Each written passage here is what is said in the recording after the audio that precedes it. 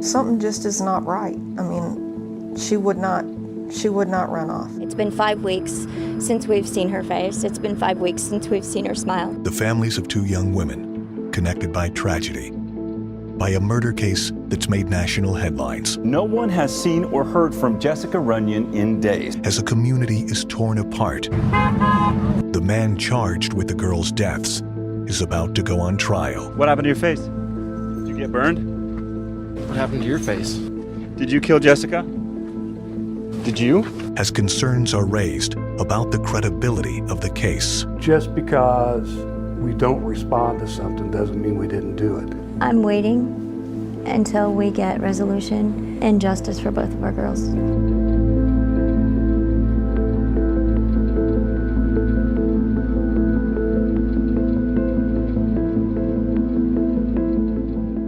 Thank you for joining us. I'm Caitlin Canute. It took a decade for a Kansas City area family to get answers about what happened to their daughter, Kara Kopetsky, after she walked out of her high school, never to be seen again. During that time, another young woman disappeared. Jessica Runyons vanished after leaving a house party. Prosecutors allege the same man is responsible, but uncovering the truth won't be easy. Kara Kopetsky all smiles in this home video. A typical teenager who enjoyed music, her friends, and looked forward to her senior year of high school. Jessica Runyons, idolized by her sisters, an aspiring writer with a beautiful smile and laugh.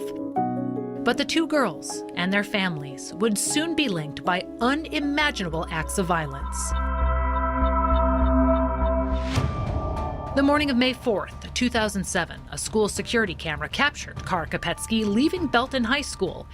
It would be the last time the 17-year-old would be seen alive. Kara worked at this Popeyes but didn't show up. Calls and texts to her cell phone went unanswered. Fearing for Kara's safety, that same day a friend of hers went to Belton Police.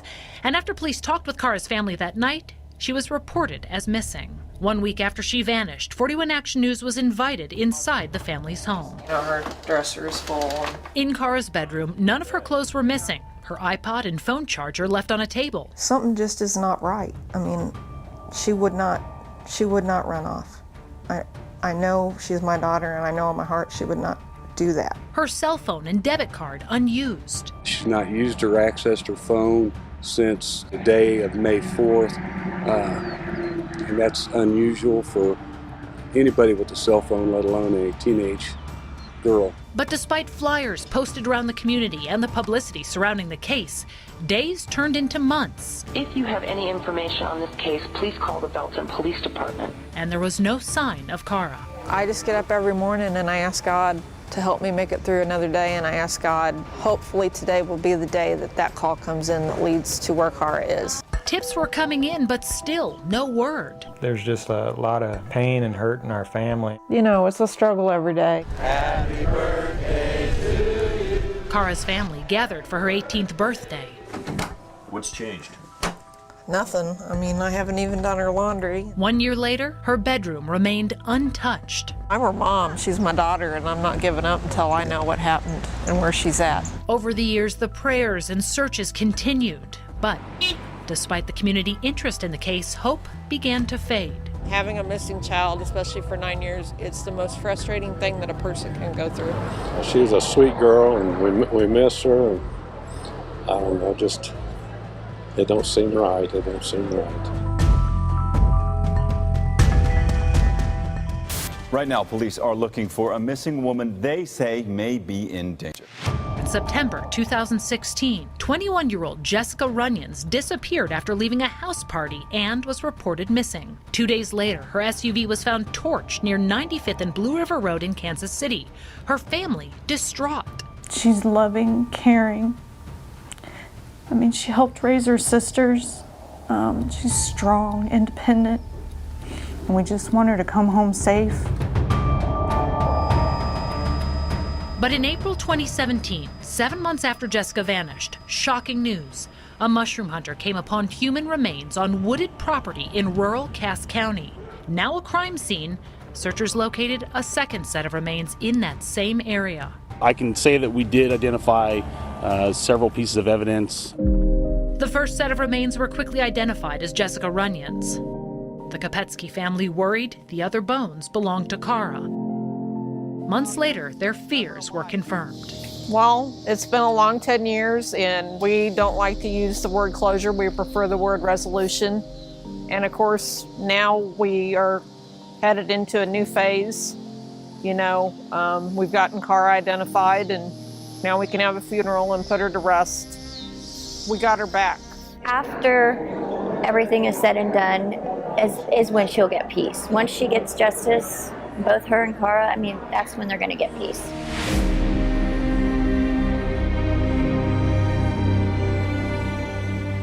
But that peace would prove to be a long time coming for Kara, Jessica, and their families. As the investigation expands into what happened to the women, attention turns to a name already known to law enforcement. Did you kill Jessica? Did you? Kylr Yust's close connections to both Kara and Jessica.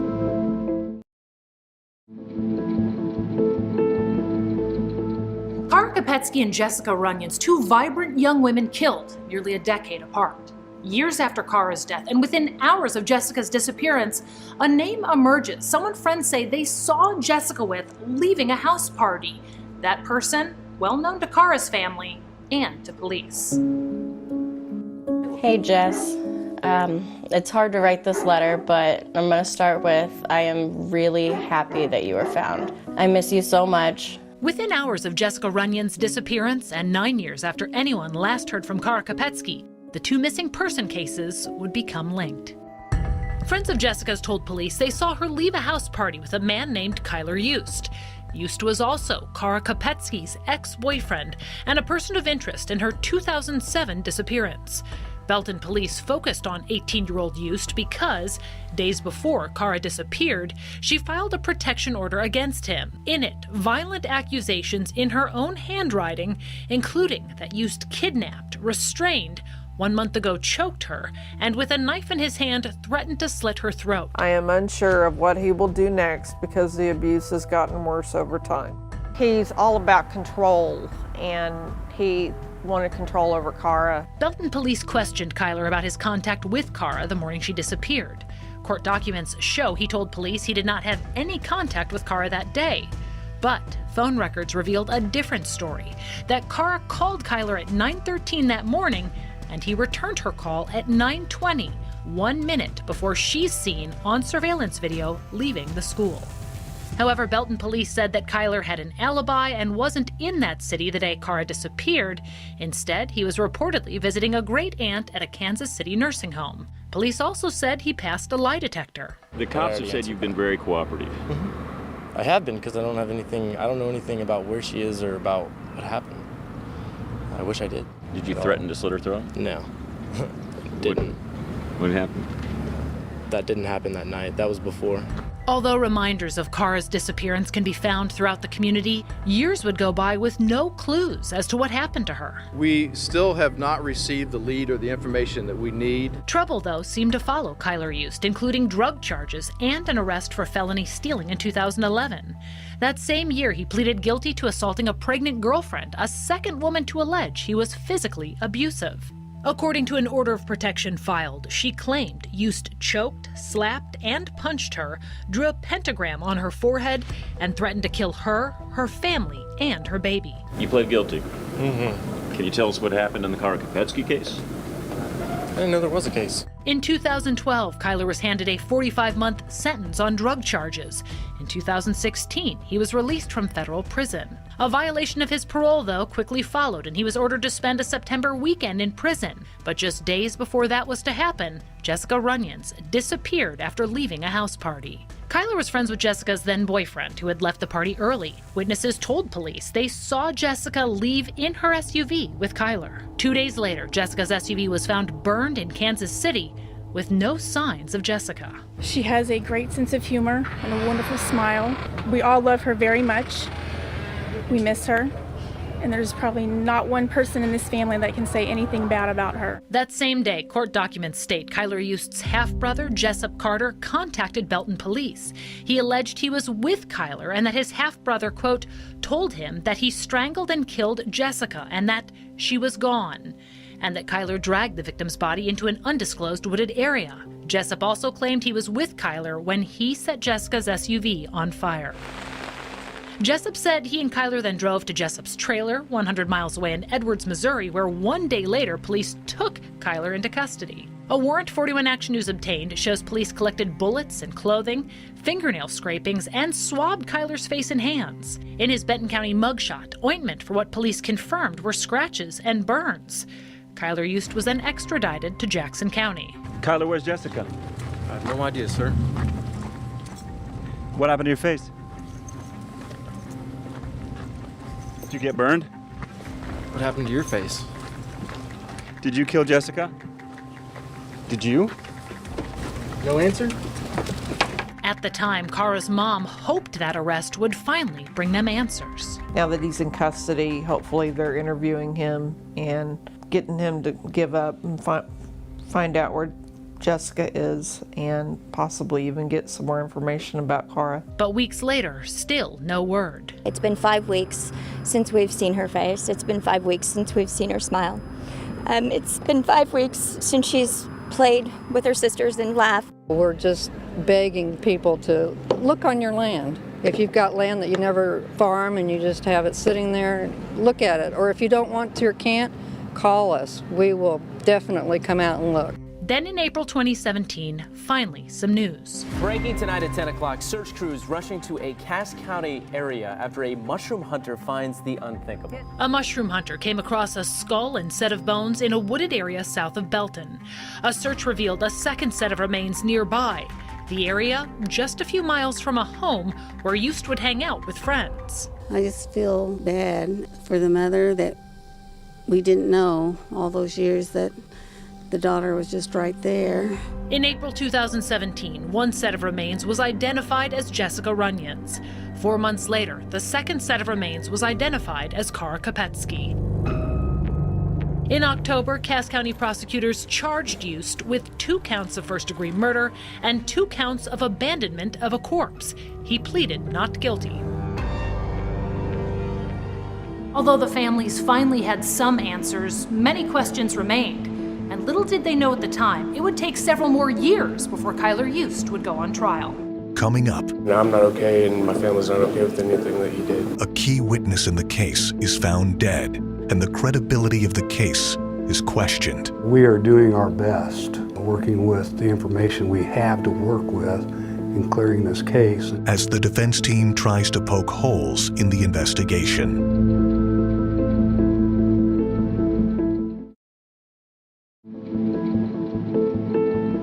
Welcome back to Journey for Justice, the trial of Kylr Yust. In 2017, Kylr Yust was behind bars charged with killing Kara Kopetsky and Jessica Runyons. But it would be several more years before anyone would take the stand in Cass County, a source of frustration for both families. Meanwhile, Kylr's attorneys argue that during all this time, there were several other suspects who went ignored. As Kara Kopetsky's case evolved, her family's frustration grew. It just solidifies what I had already suspected. Which is what? Which is that they're not doing their job. They're not trying to find Kara. They questioned why it took a month for police to release security video from Belton High School the day Kara disappeared. And it wasn't until that summer that anyone opened Kara's locker, and it wasn't the police. The janitor did, and he said, if you don't come pick these up, we're going to throw them away. Kara's debit card and backpack were found inside. Citizens eventually circulated a petition demanding the state step in and take the case away from Belton police. Then Missouri Governor Matt Blunt responded. I think I mentioned the Highway Patrol and other state resources that we've made available to local responders. Just because we don't respond to something doesn't mean we didn't do it. We are doing our best, working with the information we have to work with in clearing this case. Belton police maintained they were following every lead. But in court documents, Kylr Yust's defense team alleges that wasn't the case, saying authorities quickly focused only on their client. In a motion to dismiss charges in the case, his attorneys alleged, among other things, that investigators failed to validate Kylr's alibi, in which he said he was with his grandparents visiting a great aunt at a nursing home. His attorneys claimed police only interviewed Kylr's grandfather, Al Yust, to confirm that alibi, no one else. And they didn't check the visitor's log at the nursing home or talk with Kylr's great aunt. Kylr also said he practiced with his band at a friend's house that day. And one more allegation addressed in pretrial court filings. The defense discovered police gathered cell phone location data from Kylr's phone for other dates in May 2007, but data for May 4th, the day Kara disappeared, is missing. The devil is in the details, so to speak. John Paserno is a Kansas City criminal defense attorney who is not affiliated with the case. However, he did tell 41 Action News, in this upcoming trial, the defense will likely attack how police investigated this case. From what I've read, and even from the state's responses, the investigation is less than what I'm sure the prosecutors would have liked for it to have been. Kylr Yust's attorneys allege police ignored other possible suspects. In fact, police questioned another person, but no notes of that interview can be found. A recording of that interview was eventually discovered in a police department desk drawer in 2020, after the Belton detective in the case retired. And in an unusual twist, in April 2017, Kylr Yust's half-brother, Jessup Carter, was charged with resisting arrest during a traffic stop that occurred the same day police found Jessica Runyon's burned SUV. In the back seat of his vehicle at the time, Kylr Yust. Kylr wasn't taken into custody, though, at that time because a warrant had not yet been issued for his arrest. We just want Kara and Jessica, we want those families to have some justice served. And if he's found to be guilty, we want them to be,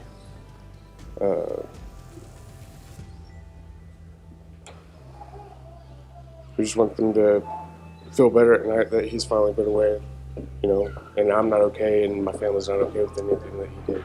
The next year, Jessup was also charged with arson for setting fire to his uncle's house at 59th in Manchester, a location that could have ties to the case, as the defense alleges it may have been a crime scene.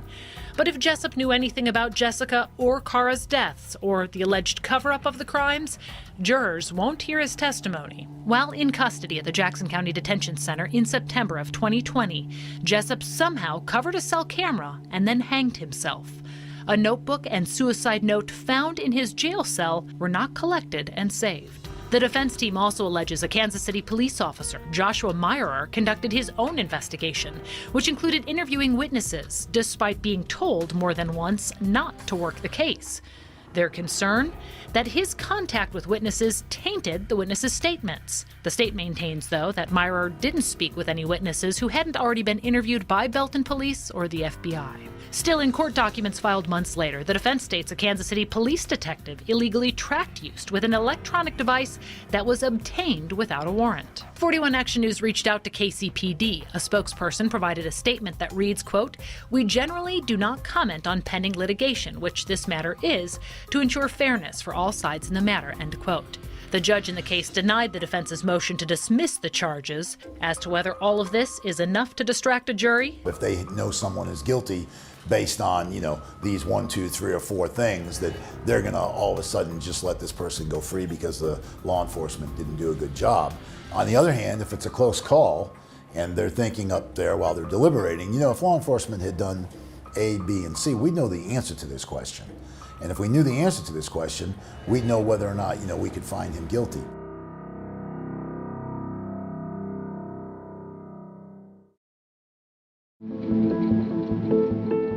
while the facts of this case will be laid out in court, it's important to remember that at the heart of this trial, there are two families who've experienced heartbreak that's hard for most of us to comprehend. Jessica's favorite color is teal, and Kara's is purple. The families of Kara Kopetsky and Jessica Runyons will forever be linked due to tragedy. Sadly, there are other families who have also experienced this type of grief. Connie Sheely is the board president for Parents of Murdered Children, a national organization. While Sheely doesn't know Kara and Jessica's families personally, she does know the grief they feel and the trepidation they're likely experiencing as they prepare to face the man they believe killed their daughters. Still, she says being a part of the court process is important and can help to finally bring families a sense of closure. Our loved ones cannot go there, cannot attend, cannot speak for themselves. So as survivors and family members and friends, that's our job to speak for them. Her advice to the families: lean on loved ones, remember why you're there, and focus on all the positive memories of both young ladies. I love you, Jessica. That will never change. And until we meet again, fly high, you sweet angel. This isn't goodbye, it's simply an I'll see you later. she was robbed of her life. And, you know, she deserves justice. And, you know, it's up to us now to make sure that she gets that justice.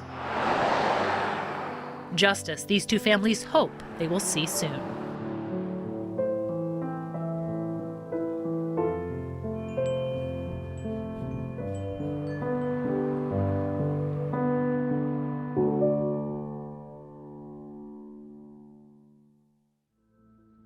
Opening statements are set for Monday, April 5th. 41 Action News is committed to bringing you full coverage of this trial, from crews who will be stationed at the Cass County Courthouse to expert analysis on each day's testimony. We will also be bringing you updates on all of our streaming platforms, including a special webpage you can find at kshb.com/KylrYust. From all of us here at 41 Action News, thanks for joining us.